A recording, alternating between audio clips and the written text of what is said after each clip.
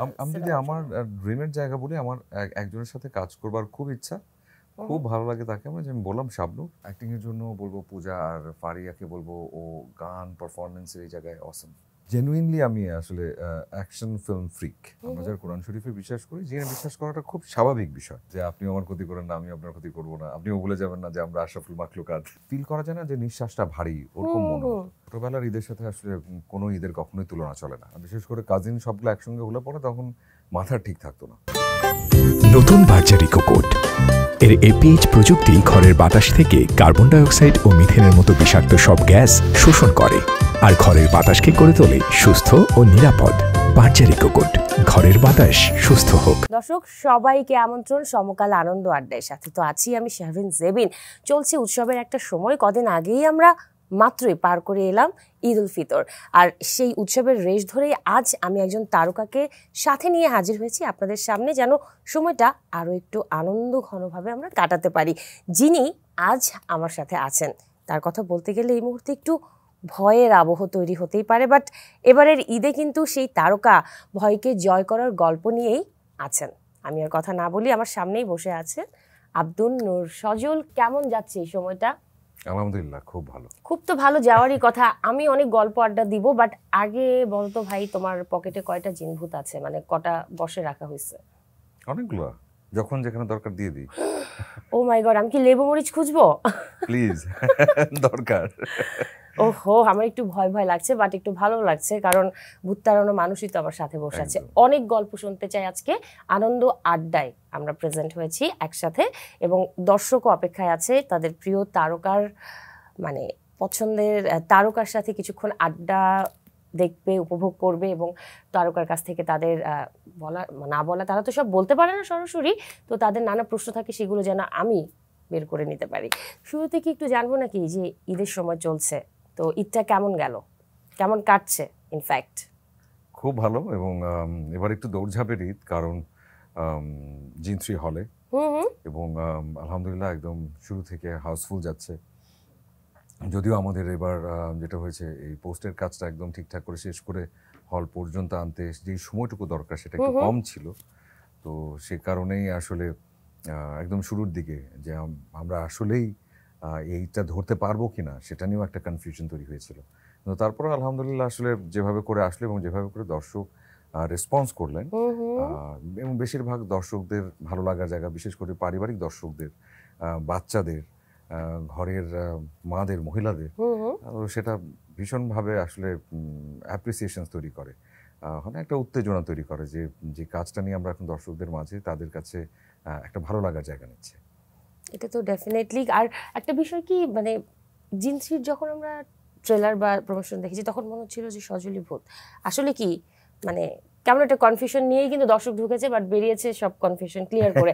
আমি এই জিন3-র গল্প আর অনেক শুনবো, সিনেমার গল্প না, সিনেমার পেছনের গল্প শুনবো, শুটিংয়ে ঘটে যাওয়া। বাট তার আগে, যেহেতু উৎসবের সময়টাতেই পেয়েছি তোমাকে, একটু ঈদ নিয়ে কথা শুনতে চাই, যে ছোটবেলার ঈদ, বড়বেলার ঈদ কেমন ছিল, এখন কেমন লাগে, বিষয়গুলো একটু জানতে চাই। এটা মনে হয় আমার একার না, এটা মোটামুটি সবার, যে ছোটবেলার ঈদের সাথে আসলে কোনো ঈদের কখনোই তুলনা চলে না। সেটা ভীষণ ভালো লাগার, এবং হয় না যে কিছু না হলেও যে কিছু একটা বিষয়, এবং সেটা যে অনুভব করা যায়, এবং সেটা আসলে কখনোই বলা যায় না, কিংবা ভাষা দিয়ে আসলে সেটাকে এক্সপ্রেস করা যায় না, তেমনই আসলে ছোটবেলার ঈদ। এবং এটাও কিছুদিন আগে, মানে এবারের ঈদের সময়ও দেখা যায় কাজিনরা যারা ছিলাম সবাই আমরা একসঙ্গে হই, তো সেটা নিয়েই কথা হচ্ছিল, যে তখন কাজিন সংখ্যা ছিল আসলে 13, যখন কিনা আসলে এই নানার বাড়িতে সবাই যে সালামের জন্য একসঙ্গে যাওয়া, এখন কাজিন সংখ্যা আরও বেশি হয়েছে, এবং সবার সাথে এখন একবারে ওভাবে দেখা হচ্ছে সেটাও না, কিন্তু যে কজন একসঙ্গে হলাম, তো সবাই একটা বিষয় বলছিল, যে সেই সময় অনেক টাকা পয়সা নাই, কিংবা সালামের অ্যামাউন্ট বড় না, কিংবা ঘোরাঘুরি করতে যাওয়ার জন্য অনেক জায়গা আছে সেটাও না, হয়তো নানা বাড়ি আসলে এপার ওপার জুড়ে দৌড়ানো, ঘোরা, এবং সালামি টাকা দিয়ে তখনই কিছু একটা কেনা, এবং ছোট যেগুলো আছে সেগুলোকে আবার যেই সালামি টাকা পেলাম সেখান থেকে আসলে সেগুলোকে সালামি দিয়ে, এবং সেগুলোকে বলা যে পা ধরে সালাম কর। তো সেইটা যে একটা আলাদা বিষয়, সেটা এখন হয়তো অনেক দিক থেকে অনেক বড়, কিন্তু আনন্দটা আসলে সেটার ধারের কাছে না। এখন আসলে বড় হতে হতে অনেক আবেদনই কমে যায়, যেহেতু ছোটবেলায় একটু করে শুনলাম যে এই আবেগগুলো ছিল, এখন এই আবেগগুলো নেই। নতুন আবেগ কিন্তু বড়বেলায় মানে তৈরি হয়, সেটাতে আসবো। একটা ছোট মজার গল্প যদি শুনি, যেটা শুনলে দর্শকও মজা পাবে, আর যেটা মনে হলে সজল আসলে ব্যাক অফ মাইন্ডেই এই যে এভাবে হাসে। আমরা আসলে একটু মানে অলথ্রি একটু দুষ্ট পাগলা টাইপ ছিলাম। বিশেষ করে কাজিন সবগুলো একসঙ্গে হলে পরে তখন মাথা ঠিক থাকতো না। আমাদের মেজো মামা যিনি, তো উনি আমাদেরকে খুব শাসন করতেন, কারণ আমরা এমনি পাজির পাঝারা ছিলাম, সারাক্ষণ যা খুশি তাই করতাম। পাজির পাঝারা দেখে তো মনে হয় না সজলকে। না, খুব খুব খুব ওকে, মানে এটাও বলতে সমস্যা নেই। আমার মা যেমন এখনো কোনো জিনিস ওনার যদি ঠিক পছন্দ না হয় কিংবা বুঝতে পারে যে আমি ভুল করছি, উনি ঠাস ঠুস একটা দিয়ে চলে যান। তার মানে বড় হয়েও বড়বেলা তো মায়ের হাতে মার খাওয়া হয় প্রচুর। এটা কি, এটা অল্প কিছুদিন আগেও ঘটেছে, এন্ড ভেরি নর্মাল। এখন আমরা হাসি, মারো মারো মুঝে মারো। আচ্ছা, ছোটবেলা সেটাতে ফিরে যাই যদি। তো মেজো মামা যিনি, উনি আসলে সকাল থেকে আমাদের পিছনে লেগে থাকতেন, না ব্রাশ করতে হবে, চুল ঠিক মতো ব্রাশ করতে হবে, কাপড় ঠিক মতো, কাপড় ময়লা করা যাবে না, এসব বলতেন। আচ্ছা। আর আমাদের বিষয় হচ্ছে, আরে ঈদের দিন মানে আজকে যা খুশি তাই করব, মানে হয় না দরকার হলে জিনিসপত্র ভাঙবো, লাফাবো, আজকে কোনো বাধা নেই আর কি। এবং আজকে তো আসলে মা বাবা পিছনে লেগে থাকবেন না, আজকের দিনটা ছাড়, আজকের দিনটা ছাড়, ছুটি। মামা কেন এত গাইড করবেন, কেন এত? তো তারপর আমরা 4টা কাজিন, আমরা এরকম তখন চিন্তা করলাম যে নানুর বাসাতেই ওনাকে শায়েস্তা কিভাবে করা যায় ঈদের দিনই। তো তখন চিন্তা করলাম যে আচ্ছা, যেহেতু আমাদের বাসাটা বড়সড় বেশ এবং জয়েন্ট ফ্যামিলি, সবাই একসঙ্গে, তো আমরা গেলাম বড় মামার ফ্লোরে। তো সেখানে বড় মামা যে শেভিং ফোম ইউজ করতেন আর কি। আচ্ছা। তো শেভিং ফোমটা দিয়ে যে সাদা হয়ে যায় খুব চেহারা। তো তখন চিন্তা করলাম যে আচ্ছা, ওনাকে ভয় দেখানোর জন্য যে ভূতই সাজি আর কি। আমি ভূতটা সাজি নাই, আমার 3টা কাজিন, বড় 3টা, ওরা 3টা আসলে একদম পুরো মুখের মধ্যে সাদা, আর সাদা যে মাদের ওড়না শাড়ি ওরকম টাইপের নিয়ে এসে একদম প্যাচেস, সাইজও খুব বড় না, এতটুকু সাইজ। আমাকে বলা হয়েছে যে মামাকে বলবি যে তুই যে মামা চলো না একটু নিচে বড় মামার বাসায় যাবো, আমার সঙ্গে একটু সিঁড়ি দিয়ে আমাকে নামায় দাও। এটা বলে আমি যেন ওকে সিঁড়ি রুম পর্যন্ত আনি। আচ্ছা। আমাকে যেমন বলাতে আমি তেমন সিঁড়ি রুম পর্যন্ত ওনাকে নিয়ে আসছি, এবং সিঁড়ি রুমটা একদম অন্ধকার করা, এবং ওই ফোম মুখে দিয়ে সিরিয়াসলি। আর হচ্ছে আরেকজন আর আপু, বড় আপু, তাকে দিয়ে ওদের চেহারার উপরে লাইট মারা আর কি, যাতে ওদের অন্ধকার হলে তো চেহারা দেখা যাবে না কিংবা বোঝা যাবে না। বড় মামাকে হাত ধরে নিয়ে আমি আসছি, আসার পরে দরজাটা জাস্ট খোলা হলো যে সিঁড়ি রুমে যাওয়ার জন্য দরজা খোলা, আর 3টাকে এরকম ব্যাক টু ব্যাক দেখা যাচ্ছে না, একটা আবার একটা কাঁধে আর একটা সাইডে এরকম, আর 3টাই হাসতেছে। মামা ভয়ে আমার হাত ছেড়ে দৌড়।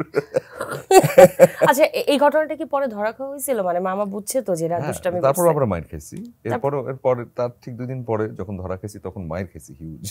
না আসলে সজল পাজি ছিল একরকম। তবে এই দুষ্টুমিগুলো না মজার আসলে। তো বড় হওয়ার পরে তো ঈদ আরেক রকম হয়, কিন্তু সজলের জন্য ঈদটা আবার আরো আরেক রকম, কারণ ঈদ ঘিরে যখন কাজ হয়, মানে এই যে যেমন সিনেমা হলে এবছরে নতুন সিনেমা নিয়ে হাজির হওয়া হয়েছে, সেই আবেদনটা কিন্তু আবার আরেক রকম, তাই না? হ্যাঁ, মানে আরেক রকম মানে কি, ভীষণ অন্যরকম এবং খুব আনন্দের, এবং ঈদে একটা ছবি এবং একটা অনেক ভালো প্রতিষ্ঠান থেকে একটা ছবি, এবং আমাদের সবার মিলে সম্মিলিত একটা প্রচেষ্টা, এবং সেটা আসলে বড় পর্দায় সবাই মিলে দেখা, এটা একটা আলাদা বিষয়, একদম অন্যরকম ভালো লাগার বিষয়। ঈদে কিন্তু অনেক সিনেমা আসে, সেই জায়গা থেকে একটু চ্যালেঞ্জ হয় মনে হয় না? বেশি চাপ মনে হয় নাই সিনেমা মুক্তির আগে, বা তখন একরকম মনে হয়েছে, আবার সিনেমাটা হলে চলছে, এরপর কেমন লাগছে, বা চাপ মুক্ত কতটা লাগছে, বা কি মানে ওভারঅল ফিলিংসটা? বিষয়টা আমার কাছে একেবারে চাপের জায়গাটা না, আমার কাছে না উল্টো একটা বিষয় লাগছে। আমি সেটা যেমন বরাবরই বলে আসছিলাম যে এবার যেমন একসঙ্গে সব ভালো ছবিগুলো আসলো। হ্যাঁ, এবার একটা জিনিস এই জায়গাতে আমি একটু বলতে চাই, কারণ এটা ভালো লাগছে আমার কাছে অ্যাজ এ দর্শক হিসেবে, যে যতগুলো সিনেমা আছে হলে চলছে, প্রত্যেকটা সিনেমা দেখে প্রত্যেকটা দর্শকই ভালো বলছে, তার মানে এবার কম্পিটিশনটা অন্যরকম হয়েছে আর দর্শক বিনোদিত হচ্ছে, এটা কিন্তু সিনেমা ইন্ডাস্ট্রির জন্য ভালো। এই জায়গাটাতে আমি এই কথাটা বললাম। মানে হ্যাঁ, এবং তো এটা অ্যাপ্রিশিয়েট করার মতো যে একদমই এত সংখ্যক দর্শক, এবং এবার পরিবারের দর্শক প্রচুর, প্রচুর। এবং সবাই যে ঈদটাকে চলচ্চিত্রগুলোকে সাথে নিয়ে উদযাপন করছে, এটা কি ভীষণ আনন্দের বিষয় না? এবং কোনো মানে শুধু আমি জিনসির কথা বলছি না, আমি কিন্তু বাকি সবগুলো ছবির কথা সবগুলো বলছি, সিনেমার কথা। এবং সবগুলো ছবি হাউসফুল, এবং দর্শক টিকিট পাচ্ছেন না, এবং টিকিট না পাওয়ার যে কষ্টের কথা, সেটাও যে ওনারা হাসি মুখে বলছেন। একদম তাই। এবং ঈদ তো আসলে এমন হওয়া উচিত না যে এমন ভাবে উদযাপন যে সবাই মিলে, এটাই তো উৎসব। আমাদের নিজেদের কাজগুলোকে আমরা আসলে দেখবার চেষ্টা করছি, দেখতে পারছি না, এবং সেটা নিয়ে আমরা কথা বলছি। এবং পাঁচটা ছবি ভীষণ ভালো, বা ছটার ছবি সবগুলো, এবং সবগুলোকে নিয়ে বিভিন্ন জায়গায় বিভিন্ন রকমের কথাবার্তা বলছে, এবং কারো ভালো লাগছে সেটাও বলছে, কারো খারাপ লাগছে সেটাও বলছে, এবং এটা খুব স্বাভাবিক। এবং আরেকটা সবার পজিটিভ একরকম, দিক হ্যাঁ। হচ্ছে, আমি যেমন সিনেমা হলে গিয়ে সরাসরি একটু ভিজিট করে দেখলাম কি অবস্থা। তো দর্শক একটার পর একটা সিনেমা দেখছে, একজনের একটু করে কথা শুনলাম, ইন্টারভিউ নিলাম যে কি সিনেমা দেখলো বা কি বললো, আমি অমুক সিনেমা দেখেছি। একটু পরে ঘুরে দেখি সে আবার আরেক গেটে। সিনেমা দেখছে। তার মানে সে একসাথে 3-4টা সিনেমা যতগুলো টিকিট পাইছে দেখছে। আবার এমনও হয়েছে যে আমি ইনফ্যাক্ট যেহেতু তোমার সাথে কথা বলছি, তোমার সিনেমার কথাই বলি, যে একজন ঢুকছে জিন 3 দেখতে। তো আমি বললাম যে জিন 3 দেখেছেন, আর কোনো সিনেমা দেখবেন কিনা? বলে দেখবো না, মানে আমি এটা টিকিট এখন পাইছি এই জন্য এখন দেখছি, বাট সবগুলো সিনেমা দেখা শেষ। তার 5 নম্বর সিনেমাটা ছিল জিন 3। হ্যাঁ, তো এই যে একটা মানে সিনেমার ঈদ হয়ে গিয়েছে এই বছরটা, তাই না? এটা তো দারুণ। তো ছবিটার নাম যেহেতু জিন 3, এবং এটা আমাদের দেশের একটা ভৌতিক ফ্র্যাঞ্চাইজি, এবং এই সিনেমার সাথে সজল শুরু থেকে যুক্ত আছে। আমি যদি সজলের কাছে জানতে চাই, সজল কি ভূত বিশ্বাস করে? জিন বিশ্বাস করে। জিন বিশ্বাস করে। তো আছে নাকি জীবনের কোনো এরকম এক্সপেরিয়েন্স? বেসিক্যালি আমার কাছে মনে হয় যে আমরা যারা মুসলিম, আমরা যারা কোরআন শরীফে বিশ্বাস করি, জিনে বিশ্বাস করাটা খুব স্বাভাবিক বিষয়। এখানে বরং সেখানে নিয়ে প্রশ্ন করাটা আসলে হয় না যে নিজেরাই নিজেদের, যারা মুসলিম সেই জায়গা থেকে নিজেরাই নিজেদেরকে প্রশ্নবিদ্ধ করা হয়।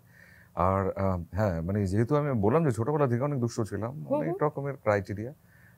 একবার শুনেছিলাম যে পুরান ঢাকায়, এটা হচ্ছে সাধনার গলি, ধূপখোলা বলে, আচ্ছা, ওখানে একটা বাসায় একজন আছেন যার উপরে জিন ভর করে। জিন ভর করে? হ্যাঁ, তো এই গল্পটা যখন শুনলাম তখন পড়ি স্কুলে 9-10 এইটাই। তো তখনও তো যে এক গাদা ফ্রেন্ড আমার, তো সবগুলা মিলে এরকম প্ল্যান করলাম, পাড়ারও কিছু ফ্রেন্ড ছিল, তো সবগুলো প্ল্যান করলাম যে যাবো এখানে, যে দেখবো আসলে কি হয়, আসলে কি রিয়েল নাকি। তো যা বলা তেমন কাজ। আমরা যেতে যেতে প্রায় মনে হয় সন্ধ্যা, এবং আমাদের চাইতে একটু বড় হবেন তিনি, কেউ একজন। তো তার উপরে এরকম দেখলাম যে হঠাৎ করে হয় না যে কথাবার্তার টোন চেঞ্জ হয়ে যায়, যে মানুষটা যেমন তেমন না, আরেক রকমের হয়ে যায়। এগুলো আমরা অবশ্য সিনেমা দৃশ্যপটে দেখি, কিন্তু আমি বাস্তবে ওরকম এরকম হয়। দেখেছি, হ্যাঁ দেখেছি ওরকম। My এবং God. দেখে আবার আমরা নিজেরা তখন কেউ ভয় পেয়েছে, আবার কেউ ভয় পাইনি, আবার ওটা নিয়েও আমরা ফান করতে করতে চলে আসি, যে এক্সপেরিয়েন্স হলো একটা। আচ্ছা, অনেক তো জীবনের এক্সপেরিয়েন্স হয়েছে, যদি এই মুহূর্তে সামনে জিন চলে আসে, মানে সজল কি করবে ইনস্ট্যান্ট? না, আমি যে মানুষ, আমি হয়তো গল্প করাও শুরু করতে পারি, ঠিক নাই। আমি তো দৌড়ে পালাবো, সেটা কি গল্প করা শুরু করবে? আমি গল্প করা শুরু করতে পারি, ভাই মানে আমিও আপনার মতো, আপনি যদি মুসলিম হয়ে থাকেন আমিও মুসলিম, মানে কনভিন্স করার চেষ্টা, তাই না? যে আপনিও আমার ক্ষতি করেন না, আমি আপনার ক্ষতি করবো না, আপনিও ভুলে যাবেন না যে আমরা আশরাফুল মাখলুকাত। আমি একটা ট্রিক্স পেয়ে গেছি সজলের, যে এইটা ফলো করে সে হয়তো জিনভূত বশ রাখতে চায় নাকি। আমি একটু যদি জিন 3 সিনেমার কথায় আসি, সিনেমার গল্প নিয়ে আমি জানতে চাই না, এটা সিনেমা হলে দর্শক দেখছে, বাট শুটিংয়ের ঘটে যাওয়া যে গল্পগুলো আমরা জানি না, তেমন ঘটনা শুনতে চাই, তাও আবার ভৌতিক সিনেমার সেট। এমন কিন্তু আমরা অনেক দেখেছি যে মানে মানে ইউটিউবে আমরা অন্যান্য সিনেমার ব্যাক স্টোরিগুলো যখন ছাড়ে, সেগুলো দেখেছি যে ভৌতিক সিনেমার সেটে কিছু না কিছু হরর অ্যাক্টিভিটিস ঘটেই। এটা হলিউডে, বলিউডে, সব ইন্ডাস্ট্রিতে এখানেও ঘটেছে। মানে আমার সামনে দেখার জায়গা থেকে দুটো ঘটনা। একটা হচ্ছে ইয়েতে এখানে এলাহি চরিত্র একজন করেছেন, হীরা ভাই, থিয়েটার আর্টিস্ট, ভীষণ ভালো অভিনয় করেন। তো আমাদের যেটা হতো, খুব রাত হয়ে যেত, শ্যুটটা শেষ করতে করতে ভোর, আজান দিয়ে দিচ্ছে এরকম, আবার এমনও হচ্ছে যে আমরা একদম ভর দুপুরে শুরু করলাম। একটা জায়গা সেটা হচ্ছে রাজেন্দ্রপুরে, এবং সেখানে যেতে আমাদেরকে প্রায় 30 মিনিটের মতো ড্রাইভ নিয়ে যেতে হতো এবং একটা আইল ধরে আবার স্পটে পৌঁছাতে হতো। একটা বট গাছের জায়গা ছিল এবং প্রায় 100 বছর কিংবা তার চাইতেও বেশি পুরনো এরকম কিছু। তো সেখানে যাবার পর এমনি থেকে আসলে খুব আরাম লাগতো সেটা না, মানে একটা কেমন যেন মানে ফিল করা যায় না যে নিঃশ্বাসটা ভারী, ওরকম মনে হতো। তো তারপরে আমরা আসলে একদম সেট মাইন্ড যে আমরা আসলে কাজটা তো করবোই এবং সুন্দর করে করে আসতে হবে। এটা হচ্ছে একদম শেষের দিনের আগের দিন, যখন আমরা ওই যে কাজটা শেষ করে আইল ধরে আসছিলাম, আবার আইলটা আবার এরকম হচ্ছে যে ওই আইল ধরে সবাই একসঙ্গে আসতে পারবে না, 1 বাই 1 আসতে হবে, একদম চিকন সরু। আচ্ছা আচ্ছা। এবং সেটাও প্রায় 1-1.5 কিলোর মতো জায়গাটা। তো বাঁশের সাঁকো শুনলেই না কেমন যেন একটা ভৌতিক কথাই মনে পড়ে, কারণ ছোটবেলায় অনেক গল্প শুনেছি। যাই হোক, তারপর মানে ওটা হচ্ছে একটা আইল, বাঁশের সাঁকো না, মানে ধান ক্ষেতের মাঝখান দিয়ে এরকম ছোট একটা আচ্ছা, রাস্তা, ছোট রাস্তা, হ্যাঁ। এবং এই পাশে ধান ক্ষেত, ও পাশেও ধান ক্ষেত, এবং সেখানে আবার পানিও জমে আছে। তো হঠাৎ করে দেখি যে আমাদের এই এলাহি চরিত্রটা যিনি করছেন হীরা ভাই, একদম ধাপাস করে দেখলাম ইয়ের মধ্যে পড়লেন, ওই ধান ক্ষেতের মধ্যে পড়ে গেলেন। এবং ওনার সামনে আরো 10 জন মানুষের গ্যাপ, আবার ওনার পেছনেও 10 জন মানুষের গ্যাপ, এমন মানে মোটামুটি ওনার কাছ থেকে এত দূর গ্যাপে আরো লম্বা একটা গ্যাপে আছে। আমি দূর থেকে দেখছিলাম যে আসলে কে কিভাবে যাচ্ছে, কিংবা মানে আমিও গেলে কিভাবে করে যাব। তো উনি যখন পড়ে গেলেন, সবাই একদম দৌড়ে গিয়ে ওনার কাছে যে উনি ঠিক আছেন কিনা, ওনাকে তোলা হলো। ওখানে মানে হয় না একদম শরীরে তো কাদা টাদা লেগে, একদম মুখে টুকে কাদা লেগে এক অবস্থা। এবং তখন ও তো বললাম যে 4টা এরকম বাজে। আচ্ছা আচ্ছা। তো উনি আবার ওখান থেকে অফিসে যেতেন সকালবেলা, অফিস করে উনি আবার এসে শুটিংয়ে ঢুকতেন, মানে ঘুম নাই কিন্তু একদম। আমি এই জন্য ওনাকে আরো জিজ্ঞেস করছিলাম যে কি আপনার কি ঘুম পাচ্ছে, মানে আপনি পড়ে গেলেন, হীরা ভাই ঠিক আছে নাকি? তো যখন ক্লিন করা হলো, তখন উনি বললেন যে সজল, ইটস নট ফান, মানে আমি যথেষ্ট ব্যালেন্স একজন, এবং আমি কিন্তু এই গাড়িতে আসতে আসতে ঘুমাই, এবং এমনও না যে আমার খুব তাড়া করে আমি যাচ্ছিলাম, আমি খুব দেখে যাচ্ছিলাম, কিন্তু মানে ট্রাস্ট মি, আমাকে মনে হলো পিছন থেকে কে যেন একজন পুশ করলো, যে কারণে আসলে আমি এরকম অদ্ভুতভাবে পড়লাম। তো এবং আমি আমি বুঝতে পেরেছিলাম যে উনি আসলে সিনিয়র একজন মানুষ, ওভাবে করে উনি আসলে বলতেও চাচ্ছিলেন না পুরো বিষয়টা। তারপরে তো ঠিক হয়ে উনি গেলেন। কিন্তু যেমন এই যে এখন যেমন বলছি, তখন কিন্তু সেটেও সবার সামনে এটা শেয়ার করা হচ্ছিল না, কারণ এটা শেয়ার করলে তো সবার মধ্যে একটা ভয় ভীতি আরো তৈরি হয়ে যাবে। তো সজলের নিজের কি এমন কোনো এক্সপেরিয়েন্স হয়েছে কিনা? না, আমার তেমন এক্সপেরিয়েন্স হয় নাই, এটা বলবো না। কিন্তু ওই যে একটা যে জায়গাটাতে আমি যাচ্ছি, সেই জায়গাটা যে বললাম না, একটা ভার, নিঃশ্বাস নিতেও যে আরাম হয় না, সেই বিষয়গুলো আসলে হচ্ছিল ওখানে। ওকে, অনেক তো শুনছি গল্প, তাই না? একটু র‍্যাপিড ফায়ার খেললে কেমন হয়? ওরে বাপ রে, ছোট ছোট প্রশ্ন করব। So bad on rapid fire. একদমই না, একদমই না। ছোট ছোট প্রশ্ন করব, জাস্ট তার উত্তর দিলেই হবে। শিওর, ট্রাই করব। ওকে ওকে। সমুদ্র নাকি পাহাড়? সমুদ্র। টক ঝাল মিষ্টি কোনটা পছন্দ? মিষ্টি। অ্যান্ড্রয়েড নাকি আইওএস? দুটোই। রিক্সা ভ্রমণ নাকি কার ড্রাইভ? রিক্সা। ওকে, আমি যদি ছোট করে জানতে চাই যে সহকর্মীদের মধ্যে ঘনিষ্ঠ 3 বন্ধুর নাম জানতে চাই। 3 বন্ধু তো না, আমার তো আসলে মেলা বন্ধু। সবচেয়ে কাছের 3 জনের নাম? অনেকগুলো, এখন দেখা গেলো আমি 3টা নাম অন স্পট মনে হচ্ছে, কিন্তু বাকি যেগুলো আসলে ক্লোজ, তখন সেটা আমি কি করব?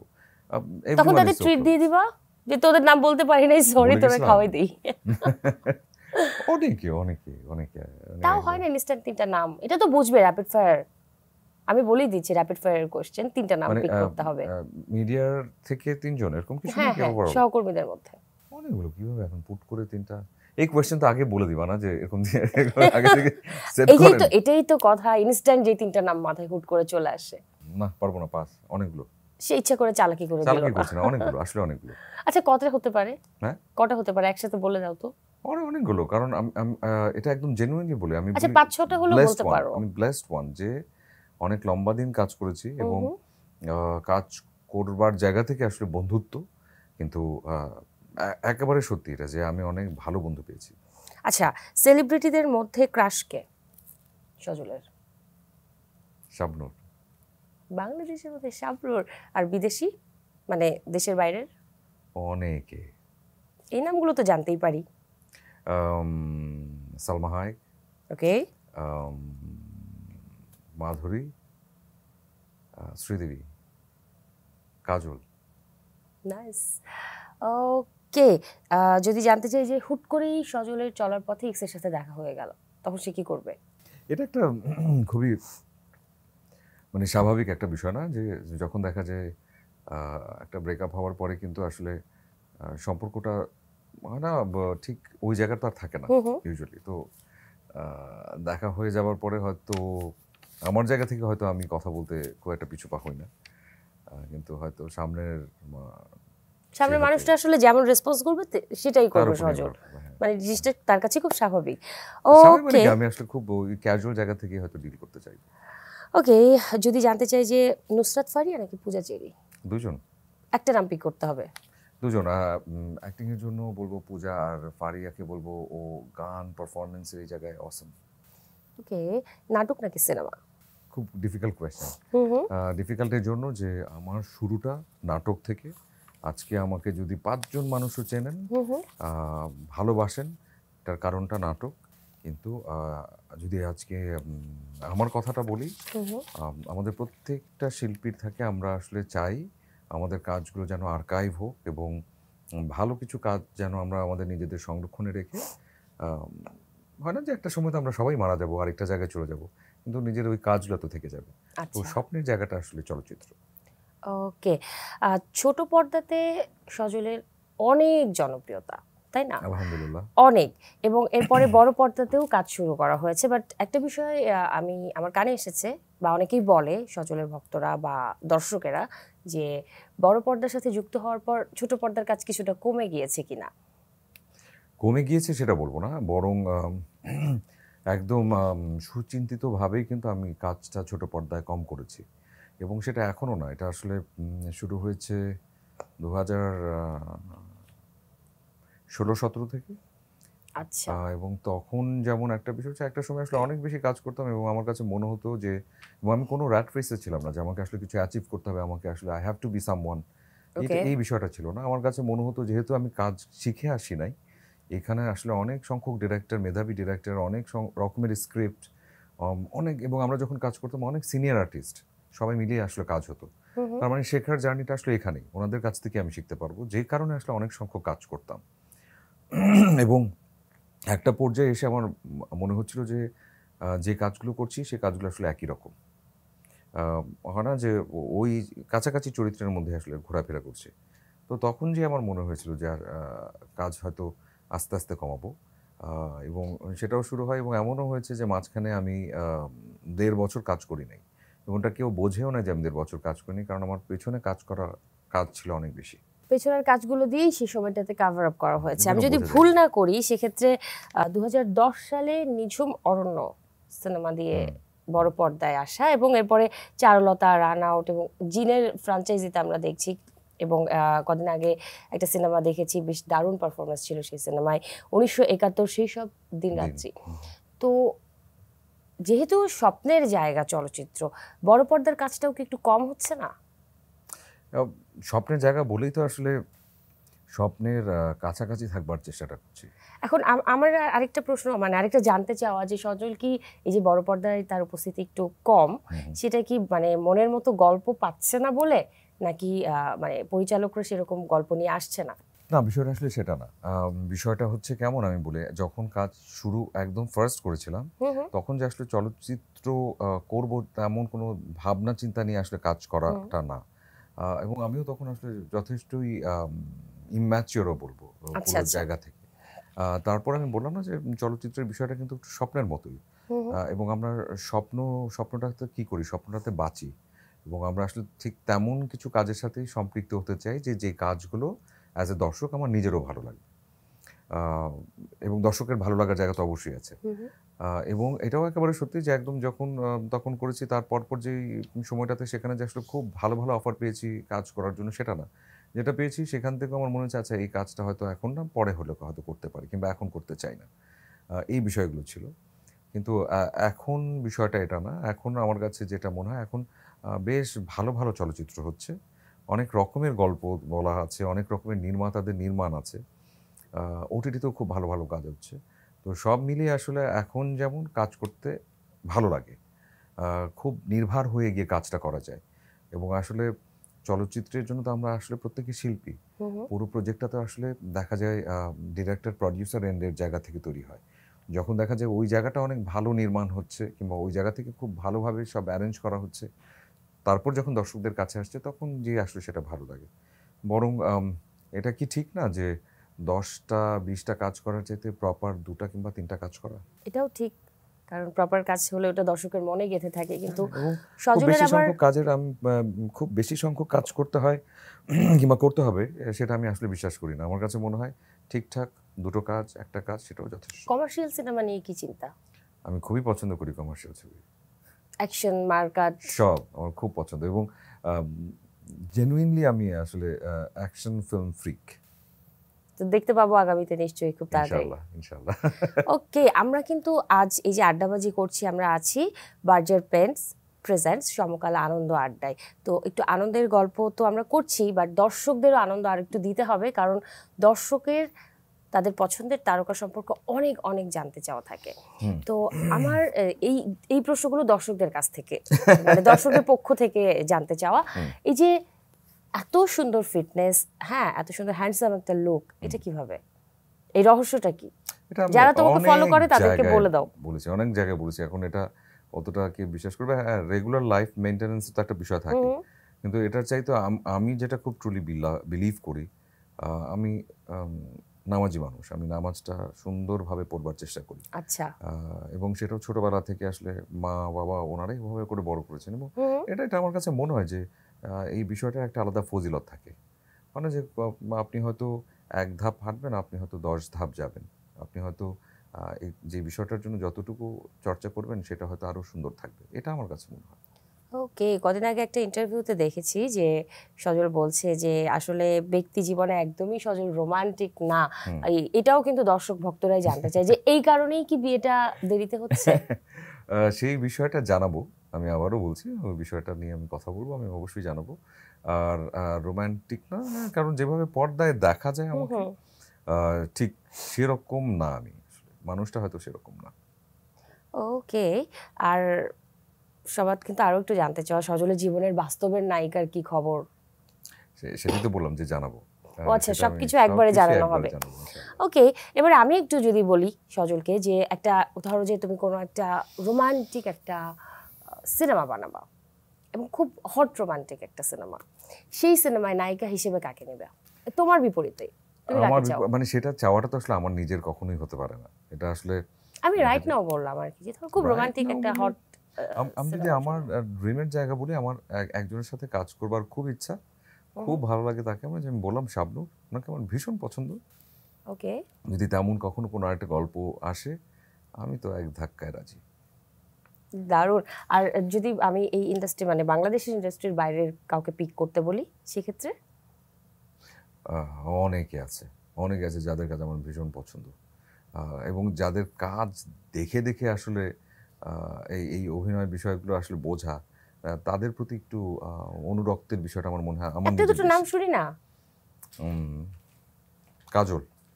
কাজল, ওকে, কাজলের একেবারে শেষ পর্যায়ে আছি। সত্যি সত্যি? কিন্তু কেন, তোমার কি ভালো লাগছে না? না, আমি না, তোমাকে বেশি ডিস্টার্ব অনেক করে প্রশ্ন। ফেলেছি? তবে এত সহজে আমি ছাড় দিব না। বিকজ আগে বলো হাতের এই আংটিগুলো কিসের? এটা মা দিয়েছেন। ওকে, এটার কোনো বিশেষত্ব আছে কিনা? পাথর বিশেষত্ব নাই, আর আমি আসলে ওই বিশেষত্বগুলো নিয়ে খুব ভাবি না। কিন্তু যেমন ছোটবেলা থেকেই টনসিল প্রবলেম ছিল, তো মা যেমন হয় না যে কিছু দোয়া দুরুদ পড়ে বলতেন, ফু দিয়ে বলতেন যে এটা খাও। উনি যা যা বলেন আমি একটু মামাজ বয়, আমি এখনো তাই। আমাকে আসলে মা যেভাবে করে বলেন যে এটা করো, আমি এটা চাই। যেমন বাসা থেকে বের হওয়ার সময় আয়াতুল কুরসি পড়ে বের হওয়া, এটা হচ্ছে মাস্ট। তো ওভাবে করি। দারুণ। বলছিলাম যে একেবারেই শেষ পর্যায়ে আছি, তবে একটা ধাঁধার উত্তর দিয়ে তারপর আমি শেষ করতে চাই। সজল অনেক বুদ্ধিমান একজন ছেলে, সো ধাঁধাটা খুব ইজি, বলবো? এমন কি যেটা ছেলেদের কাছেও থাকে, মেয়েদের কাছেও থাকে? ছেলেরা তা লুকিয়ে রাখতে পছন্দ করে, বাট মেয়েরা একটু শো অফ করতে পছন্দ করে। ছেলেরা লুকিয়ে রাখতে পছন্দ করে? লুকিয়ে রাখতে পছন্দ বলতে এটা সে বাইরে বের করতে চায় না, লুকিয়ে রাখে। ওয়ালেট। বলেছিলাম সজল একদমই বুদ্ধিমান। ওকে, আয়োজন শেষ করব। দর্শকদের জন্য যদি কিছু বলো। দর্শক, আপনাদের কাছ থেকে অনেক লম্বা দিন ধরে ভালোবাসা পেয়ে যাচ্ছি, আপনাদের কাছ থেকে সাপোর্ট পেয়ে যাচ্ছি, এবং আমি সত্যি একেবারে হৃদয়ের অন্তঃস্থল থেকে বলছি আমি আপনাদের সকলের কাছে কৃতজ্ঞ। এবং এবারও আপনাদের দোয়া ভালোবাসার কারণে একটি ছবি হলে আছে, এখনও আছে, জিন 3, এবং আপনারা ভীষণ রকমের সাপোর্ট করে যাচ্ছেন। আমি সেখানেও আপনাদের কাছে নিজের কৃতজ্ঞতা প্রকাশ করছি এবং বলছি আপনারা হলে আসুন, শুধু জিন 3 না, এবং আরও অনেক ভালো ভালো ছবি আছে, সবগুলো ছবি দেখুন এবং বাংলা সিনেমার একটা জয় জয়কার তৈরি করুন। অসংখ্য ধন্যবাদ সজল, দারুণ একটা সময় কাটানোর জন্য সমকাল আনন্দ আড্ডায়। আর আগামীতে নিশ্চয়ই নতুন নতুন কাজ নিয়ে দেখা হবে, আরও আমাদের এরকম আড্ডা বাজিয়ে চলতে থাকবে। আমার একটু মন খারাপ হচ্ছে, এবার দর্শকদের সাথে বিদায় নিয়ে নিই, তারপর আমি তোমাকে বাকি অফিস স্ক্রিনের কোশ্চেনগুলো ধরবো। কিন্তু আরেকটা বিষয় আমি বলতে পারি যে মানে তোমার সাথে আড্ডা বরাবরই অনেক সুন্দর। Thank you. ইনশাল্লাহ দেখা হবে খুব তাড়াতাড়ি, আর তোমার আগামীর কাজের জন্য অনেক অনেক শুভকামনা রইল। Thank you. দর্শক, এই ছিল বার্জার পেইন্টস প্রেজেন্টস সমকাল আনন্দ আড্ডার আজকের আয়োজনে। দেখা হবে আগামীতে নতুন কোনো তারকা অতিথিকে সাথে নিয়ে। সেই পর্যন্ত সবাই ভালো থাকুন, সুস্থ থাকুন। আর হ্যাঁ দর্শক, বিনোদন জগতের সব ধরনের আপডেট জানতে যুক্ত থাকুন সমকালের সাথে।